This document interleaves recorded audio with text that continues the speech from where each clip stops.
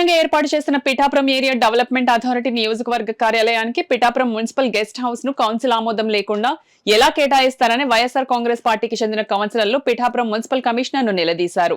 తక్షణం ఆ పనులను ఉపసంహరించుకోవాలని, మున్సిపల్ గెస్ట్ హౌస్ ను గెస్ట్ హౌస్ గానే ఉంచాలని డిమాండ్ చేస్తూ వైఎస్ఆర్సీపీ కౌన్సిలర్లంతా నేలపై బైఠాయించారు. పిఠాపురం మున్సిపల్ కార్యాలయంలో కౌన్సిల్ సాధారణ సమావేశం మున్సిపల్ చైర్పర్సన్ గండేపల్లి సూర్యావతి రామారావు అధ్యక్షతన జరిగింది.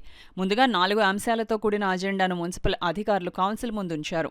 ఇదిలా ఉండగా పాడ నూతన కార్యాలయానికి పిఠాపురం మున్సిపల్ గెస్ట్ హౌస్ ను కౌన్సిల్ ఆమోదం లేకుండా ఎలా కేటాయింపు చేస్తారని మున్సిపల్ వైసీపీ కోఆప్షన్ సభ్యులు గండేపల్లి బాబీ, కౌన్సిలర్లు బోనుదేవ, పెదపాటి నాగేశ్వరరావు, సామరౌతు, లలిత తదితర కౌన్సిలర్లు మున్సిపల్ కమిషనర్ నామా కనకారావును నిలదీశారు. దీనిపై మున్సిపల్ కమిషనర్ కనకారావు నుండి సరైన సమాధానం రాకపోవడంతో మున్సిపల్ కౌన్సిల్ హాల్లో వైసీపీకి చెందిన మెజారిటీ కౌన్సిలర్లు బైఠాయించారు. మున్సిపల్ గెస్ట్ హౌస్ ను పాడా కార్యాలయానికి కేటాయించడాన్ని ఉపసంహరించుకోవాలని కమిషనర్ను కౌన్సిలర్లు గట్టిగా నిలదీశారు. ఈ పిఠాపురం మున్సిపాలిటీ ఏర్పడినప్పటి నుంచి అది పెంకుటిల్లు కింద రెండు సూట్ రూములతో ఉండేది.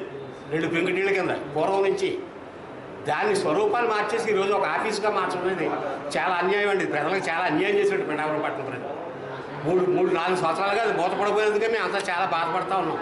దాన్ని ఏదో రకంగా తెరిపించాలి.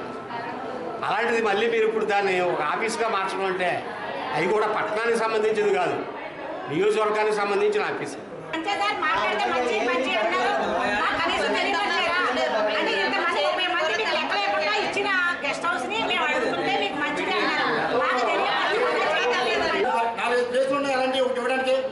ఉన్నది ఒకటే, అది జరిగిన పనులు ఉన్నది ఇరుకు ప్లేసు, మెయిన్ రోడ్డు దానికి ఆనుకుని ఉంటుంది.